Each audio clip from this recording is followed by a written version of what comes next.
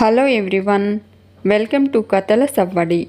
ఈ వీడియోలో నేను ఒక అందమైన ముగ్గు వేస్తూ మీకు ఒక ఆసక్తికరమైన కథను షేర్ చేస్తున్నాను. గణేష్ ప్రేరణతో మాట్లాడుతూ ఉన్న సుధాకర్ని చూసి సుధాకర్ దగ్గరకు వెళ్ళి సుధాకర్ని పిలుస్తూ ఉంటాడు.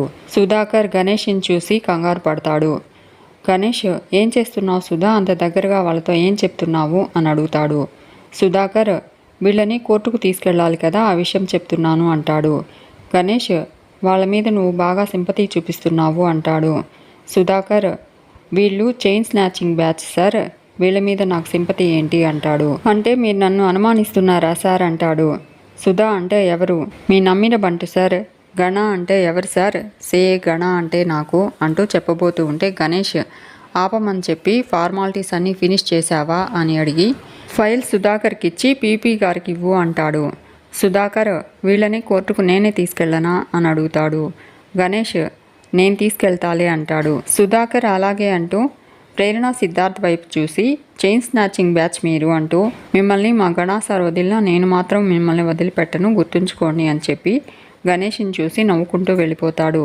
గణేష్ ప్రేరణ సిద్ధార్థులతో మిమ్మల్ని ఇలా చూస్తూ ఉంటే నా గుండె తరుక్కుపోతుంది అంటాడు. అవును, ఇంతకీ ఏదైనా సాక్ష్యం దొరికిందా అని అడుగుతాడు. ఈ కేసులో నుంచి బయటపడే అవకాశం కనిపిస్తుందా అంటూ అయ్యయ్యో లేదా పాపం, ఎంత కష్టం వచ్చింది మీకు, కాసేపట్లో కోర్టులో ఉంటారు, సాయంత్రానికి జైల్లో ఉంటారు, ఏం చేస్తాం, కొన్ని అనుభవించక తప్పదు అంటూ సర్లే ఈసారికి ఇలా కానివ్వండి అంటాడు. ప్రేరణ, నీ పవర్ని అడ్డం పెట్టుకుని కక్ష సాధింపు చర్యకు దిగడం గెలుపనుకుంటున్నావు, కానీ ఏదో ఒక రోజు ఓటమి నీ చుట్టుముడుతుంది అంటుంది. గణేష్, జాతకాలు చెప్తున్నావా అంటాడు. సర్లే జైల్లో అవే చెప్పుకుందువు కానీ అంటూ ఉంటే సిద్ధార్థ్, జాతకాలు కాదు సార్, నిజాయితీకి మించిన సాక్ష్యం లేదు, ప్రేరణ గారు చెప్పింది జరుగుతుంది, కాలమే దిమ్మ తిరిగే సమాధానం చెప్తుంది అంటాడు. గణేష్, అలా ఉండాలి కాన్ఫిడెన్స్ అంటే, నమ్మకానికి బ్రాండ్ అంబాసిడర్స్ మీరు అంటాడు. ఇప్పుడు మనం కోర్టుకు వెళ్తున్నామంట, అక్కడ జడ్జి గారు సాక్ష్యాలు చూస్తారంట, మీ ఇద్దరిని పోలీస్ లాంఛనాలతో జైలుకు పంపిస్తారంట అంటూ అప్పటిదాకా ఈ కాన్ఫిడెన్స్ని ఇలాగే మెయింటైన్ చేయండి అంటాడు. ఇక మొదలెడదామా, అదే కోర్టుకు బయలుదేరదామా అంటూ శాంతమ్మ, మంగళరావు అనే కానిస్టేబుల్స్తో ప్రేరణ సిద్ధార్థులను తీసుకురమ్మని చెప్పి అసలే కాబోయే ఐఏఎస్ ఐపీఎస్లు అంటూ వెళ్ళిపోతాడు గణేష్. శాంతమ్మ ప్రేరణను, మంగళరావు సిద్ధార్థిని తీసుకొస్తూ ఉంటారు. ఇక ఇందిర బాధపడుతూ ఉంటే ఐశ్వర్య ఓదారుస్తూ ఉంటుంది. రంజిత్ ఎక్స్క్యూజ్ మీ అనడంతో ఇందిర, ఐశ్వర్య రంజిత్ దగ్గరకు వస్తారు. ఐశ్వర్య కోపంగా రంజిత్తో, ఏం కావాలి, టీనా, కాఫీనా, టిఫినా, మీకు ఇప్పుడు కాఫీ కావాలి అంతే కదా అని అడుగుతుంది. రంజిత్ అది కాదు అంటాడు. ఐశ్వర్య, టైం అయిపోయిందా, కాఫీ ఇవ్వడం లేట్ అయిందా, అన్నీ టైంకి జరగకపోతే మీ ఊపిరి ఆగిపోతుంది కదా అంటూ కోపడుతుంది. రంజిత్, చెప్పేది వింటావా అంటాడు. ఐశ్వర్య, ఏం వినాలి, మా అక్కను ఎలా విడిపించుకోవాలని మా అమ్మ నేను టెన్షన్ పడుతూ ఉంటే మీకు టీలు కాఫీలు కావాలి, మీకు కావాల్సినవన్నీ రెడీ చేస్తాను అంటూ ఐశ్వర్య కోపంగా వెళ్ళబోతూ ఉంటే రంజిత్ ఒక్క నిమిషం అంటాడు. ఏంటి, రాత్రి నుంచి వాగుతూనే ఉన్నావు, ఎదుటి వాళ్ళు చెప్పేది వినవా అంటాడు. మీరు ఈరోజు మీకోసం కానీ నా కోసం కానీ ఏది అరేంజ్ చేయని అవసరం లేదు అంటూ టిఫిన్ కవర్ ఇచ్చి మీకోసం టిఫిన్స్ ఆర్డర్ పెట్టాను, టిఫిన్ చేయండి అంటాడు. అరవడం వల్ల ప్రాబ్లం సాల్వ్ అవుతుందా? మీ అక్కను బయటకు తీసుకురావాలి అంటే ఫ్రస్ట్రేట్ అవ్వడం కాదు, ప్రయత్నించాలి, అందుకు నిలకడగా ఆలోచించాలి అంటాడు. మీ అక్క తప్పు చేయలేదని మీరు నమ్ముతున్నారు కదా, మీ అక్క బయటకు వస్తుంది అంటాడు రంజిత్. ఇందిర రంజిత్ మాటలు విని నిజమేనా బాబు అంటుంది. రంజిత్ అవును అంటాడు.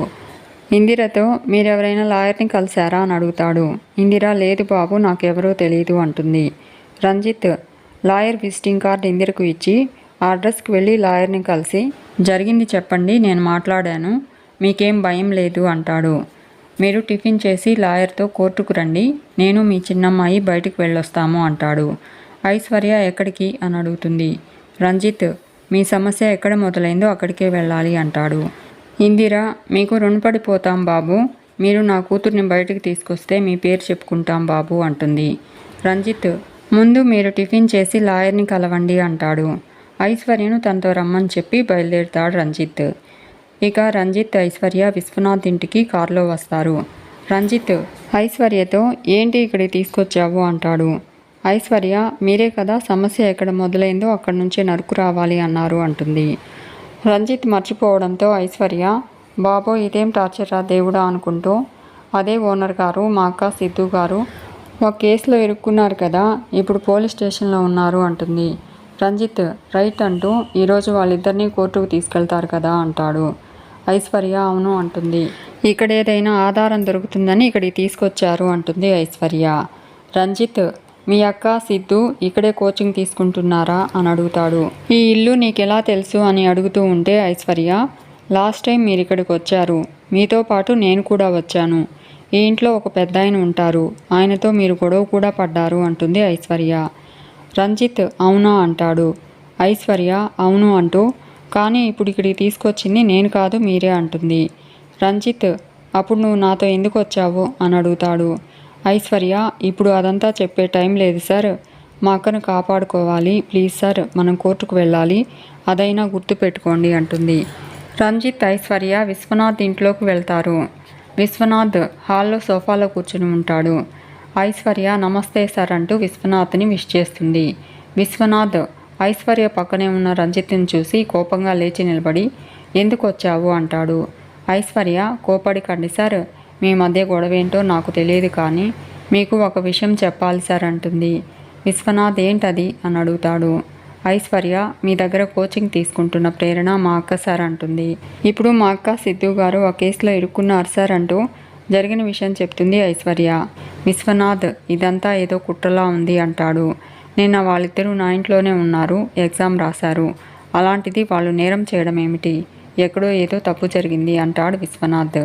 ఐశ్వర్య అదే సార్ నాకు అర్థం కావడం లేదు, ఈరోజు వాళ్ళిద్దరినీ కోర్టుకు తీసుకెళ్తున్నారు అంటుంది. విశ్వనాథ్ అయినా ఇంత జరుగుతుంటే కనీసం నాకు ఫోన్ అయినా చేయాలి కదా అంటాడు. ఐశ్వర్య వాళ్లకు ఆ అవకాశం లేనట్టుంది సార్, అందుకే మీకు తెలియలేదు అంటుంది. విశ్వనాథ్ ఇంతలోనే ఎంత ఘోరం జరిగింది అంటాడు. ఆ రోజు నేను ఇంట్లోనే ఉండి ఉంటే ఈ సమస్య వచ్చి ఉండేది కాదేమో, అన్ఫార్చునేట్లీ నా వైఫ్కి ఒంట్లో బాగాలేక హాస్పిటల్కి తీసుకెళ్లాను అంటాడు. రంజిత్ ఒంట్లో బాగాలేదా అంటూ లోపలికి వెళ్ళబోతూ ఉంటాడు. విశ్వనాథ్ రంజిత్ని వెళ్ళొద్దని కోపడతాడు. రంజిత్ తనకు ఎలా ఉందో ఒకసారి చూస్తాను అంటాడు. విశ్వనాథ్ నా భార్యను ఎవరూ చూడక్కర్లేదు, నేను చూసుకోగలను, ఇప్పుడు తన ఆరోగ్యం చాలా బాగుంది, మాకు ఎవరి అవసరం ఎవరి సాయం అక్కర్లేదు అంటాడు. ఐశ్వర్య ఇప్పుడేం చేయాలి సార్ అని అడుగుతుంది. విశ్వనాథ్ కంగారు పడకు, వాళ్ళేంటో నాకు తెలుసు, సంఘటన జరిగిన టైంలో వాళ్ళు నా ఇంట్లోనే ఉన్నారని నేను వెళ్ళి కోర్టులో సాక్ష్యం చెప్తాను అంటాడు. ఐశ్వర్య నిజమా సార్ అంటూ thank you sir, thank you very much అంటుంది. విశ్వనాథ్ కోర్టుకు వెళ్ళి వాళ్ళని నేను బయటకు తీసుకొస్తాను అంటూ వెళ్ళిపోతూ రంజిత్తో గదిలోకి వెళ్తే మాత్రం అసలు బాగోదు అని వార్నింగ్ ఇచ్చి వెళ్ళిపోతాడు. ఐశ్వర్య రంజిత్తో ఏంటి ఇంకా చూస్తున్నారు, పెద్ద ఆయన సాక్ష్యం చెప్తానన్నారు కదా, కోర్టుకు వెళ్దాం పదండి అంటుంది. రంజిత్ ఐశ్వర్య కోర్టుకు బయలుదేరుతారు. ఇక కోర్టు దగ్గర సుధాకర్ పబ్లిక్ ప్రాసిక్యూటర్కి ఫైల్ ఇచ్చి లాయర్ గారు ఒక పోలీస్ అయ్యుండి నేను ఇలా మాట్లాడకూడదేమో, కానీ నాకు తెలిసినంత వరకు ఆ పిల్లలిద్దరూ ఏ తప్పు చేయలేదు సార్, వాళ్ళు అమాయకులు అంటాడు. పబ్లిక్ ప్రాసిక్యూటర్ ఆ విషయం జడ్జి గారు నిర్ణయిస్తారు అని చెప్పి వెళ్ళిపోతాడు. ఇక ఇందిర రంజిత్ చెప్పిన లాయర్తో మాట్లాడుతూ ఉంటుంది. సుధాకర్ కూడా లాయర్ దగ్గరకు వచ్చి లాయర్తో ఇదంతా ఒక ప్లాన్ ప్రకారం జరిగింది సార్, ఎలాగైనా వాళ్ళిద్దరినీ మీరే బయటికి తీసుకురావాలి అంటాడు. లాయర్ ఇందిర గారు చెప్తున్న దాన్ని బట్టి చూస్తే ఇదంతా ఒక కుట్రలాగా ఉంది, కానీ కోర్టుకు కావాల్సింది మన ఆవేదన ఆక్రందన కాదు, సాక్ష్యాలు. ఆ సాక్ష్యాలన్నీ వాళ్ళకు వ్యతిరేకంగానే ఉన్నాయి. అయినా నేను ఈ కేసును ఎందుకు టేకప్ చేశాను అంటే అట్లీస్ట్ జడ్జి గారిని 2 రోజులు వాయిదా అడిగి వాళ్ళను బెయిల్ మీద బయటకు తీసుకురాగలిగితే ఒక్క సాక్ష్యమైనా మనకు అనుకూలంగా దొరుకుతుందేమో అని చిన్న హోప్ అంతే అంటాడు. ఇందిర జడ్జి గారు బెయిల్ మంజూరు చేస్తారంటారా లాయర్ గారు అని అడుగుతుంది. లాయర్ అది ఇప్పుడే చెప్పలేమమ్మా అంటాడు. కోర్టులో వాళ్ళు చూపించే సాక్ష్యాలను జడ్జి గారు నమ్మడాన్ని బట్టి ఉంటుంది. వాళ్ళ సాక్ష్యాలలో జడ్జి గారికి ఏ చిన్న డౌట్ వచ్చినా మనం సాక్ష్యాలు తీసుకురావడానికి సమయం ఇవ్వచ్చు, బెయిల్ ఇవ్వచ్చు, లేదంటే అని అంటూ ఉంటే ఇందిర అలా అనకండి సార్ అంటుంది. నా బిడ్డ ఏ తప్పు చేయలేదని మీరు నమ్ముతున్నారు కదా, ఆ నమ్మకంతోనే మీరు ఎలా అయినా సమయం తీసుకోవాలి, ఆ దేవుడు ఏదో ఒక దారి చూపిస్తాడు అంటుంది. లాయర్ నమ్మాల్సింది నేను కాదమ్మా న్యాయమూర్తి గారు అంటాడు. అయినా సరే నా శాయశక్తులా ప్రయత్నం చేస్తాను, అంటూ కోర్టుకు టైం అయింది అని చెప్పి వెళ్ళిపోతాడు. ప్రేరణ, సిద్ధార్థ్ పోలీస్ వెహికల్లో కోర్టుకు వస్తారు. గణేష్ ప్రేరణ, సిద్ధార్థులతో ఏంటి ఇంకా బయటపడదామనే నమ్మకం ఉందా అని అడుగుతాడు. కోర్టుకి ఇంకా టైం ఉంది, కాసేపు సరదాగా ఇక్కడే నిలబడండి, లోపలేం కూర్చుంటారు అంటాడు. డ్రైవర్తో ఎండ పడుతుందని చెప్పి గొడుగు తెమ్మంటాడు. డ్రైవర్ గణేష్కి గొడుగు పడుతూ ఉంటాడు. ఇందిర ప్రేరణను చూసి ప్రేరణ దగ్గరకు వెళ్ళబోతూ ఉంటే సుధాకర్ ఇందిరను ఆపుతూ ఉంటాడు. ఇంతలో విజయానంద్ గణేష్కి ఫోన్ చేయడంతో నిందితులు కోర్టు దాకా వచ్చాక కూడా వీడు మనల్ని వదిలిపెట్టడా అనుకుంటూ వీడు ఎక్కడో ఇక్కడే ఉండాలి అనుకుని విజయానంద్ని చూస్తాడు. విజయానంద్ గణేష్ని చూసి చెయ్యి ఊపుతాడు. గణేష్ విజయానంద్ దగ్గరకు వెళ్తూ ఉంటే ఇందిర సుధాకర్ని విడిపించుకుని ప్రేరణ దగ్గరకు పరిగెత్తుతుంది. ప్రేరణను హక్ చేసుకుని ఎమోషనల్ అవుతుంది ఇందిర ప్రేరణ, సిద్ధార్థులతో మీరేం భయపడకండి, మన లాయర్ గారు ఎలా అయినా మీకు బెయిల్ ఇప్పిస్తానన్నారు, సాక్ష్యాలు సంపాదించడానికి సమయం తీసుకుంటామన్నారు అంటుంది. సిద్ధార్థ్ అదే కనుక జరిగితే తప్పకుండా మేము తప్పు చేయలేదని నిరూపించుకుంటామా ఆంటీ అంటాడు. సుధాకర్ జడ్జి గారు అనుకున్నట్టు సమయం ఇస్తేనే అవకాశం ఉంటుంది, లేదంటే అని అంటూ ఉంటే ప్రేరణ మేము తప్పు చేయలేదు మామయ్య, మా నిజాయితీయే మమ్మల్ని కాపాడుతుంది, నాకు ఆ నమ్మకం ఉంది అంటుంది. అప్పుడే విశ్వనాథ్ అక్కడికొచ్చి సిద్ధు అని పిలుస్తాడు. విశ్వనాథ్ ప్రేరణ, సిద్ధార్థులతో నాకంతా తెలిసింది, మీరేం టెన్షన్ పడకండి అంటాడు. ఎవరిన్ని సాక్ష్యాలు మీకు వ్యతిరేకంగా సృష్టించినా మీరు తప్పు చేయలేదనడానికి నేనే సాక్ష్యం, నా ఇల్లే సాక్ష్యం, నేను సాక్ష్యం చెప్తాను అంటాడు. ప్రేరణ, సిద్ధార్థ్ హ్యాపీగా ఫీల్ అవుతారు. ఇక గణేష్ విజయానంద్ దగ్గరికి వెళ్ళి హాయ్ సార్ అంటూ గుడ్ మార్నింగ్ అంటాడు. విజయానంద్ నేను నీ పలకరింపుల కోసం రాలేదు అంటాడు. గణేష్ కొంపతీసి వాడిని కాపాడడానికి వచ్చారా ఏంటి అంటాడు. వాడి పేరేంటి అంటూ సిద్ధుని కాపాడాలనుకోవడం తప్పు కాదు, కానీ మీరు నంబర్ 1 బిజినెస్ మెన్, పరపతి, పలుకుబడి, డబ్బు, దర్పం అన్నీ ఉన్నవాళ్ళు, మీ వ్యాపారం కోసం లీగల్ బెంచ్నే మెయింటైన్ చేసేవాళ్ళు, మీకు లా గురించి తెలియకపోతే ఎలా అని అడుగుతాడు. విజయానంద్ కాసేపు నటనలు పక్కన పెట్టి స్ట్రైట్గా మాట్లాడుకుందాం, నేను ఇప్పుడు ఎవరిని రిక్వెస్ట్ చేయలేదు అంటాడు. గణేష్ ఇప్పుడు కూడా డిమాండే చేయండి, తప్పేముంది అంటాడు. విజయానంద్ నేను ఎవరి దగ్గర తగ్గలేదు, నాకు కావాల్సింది ఏదోలా సాధించుకున్నాను అంటాడు. గణేష్ నిజం సార్, సాధించుకునే సత్తా మీకున్నా ఇక్కడ సమయం ఉండాలి కదా అంటాడు. విజయానంద్ సరే ఇప్పుడు నిన్ను రిక్వెస్ట్ చేస్తున్నాను, నీకు ఏం కావాలో అడుగు, ఎంత కావాలో అడుగు, సిద్ధు బయటకు రావాలి, కేసు అనేది ఉండకూడదు అంటాడు. గణేష్ అదే సార్ ఎలా అంటాడు.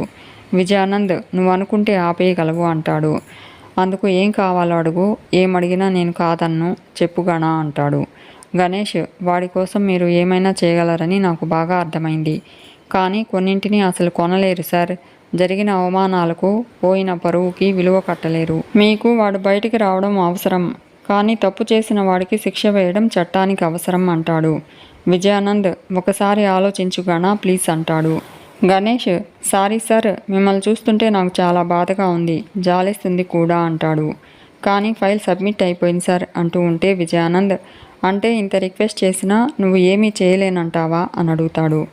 గణేష్ నేనైనా మీరైనా చేయాల్సింది ఒకటే, కోర్టులో కూర్చుని జడ్జి గారిచ్చే తీర్పుని వినడం, లోపల ఏం జరుగుతుందా అని నాకు చాలా క్యూరియాసిటీగా ఉంది సార్ అంటూ వెళ్ళబోతూ సార్ మీరు రోజంతా ఖాళీగానే ఉన్నట్టున్నారు, కావాలంటే వచ్చి కూర్చోండి, good day sir, see you bye అంటూ గణేష్ వెళ్ళిపోతూ ఉంటే విజయానంద్ ఇరిటేట్ అవుతూ ఉంటాడు. మీకు ఈ వీడియో నచ్చితే లైక్ చేయండి, షేర్ చేయండి, తప్పకుండా సబ్స్క్రైబ్ చేసుకోండి. Thanks for watching.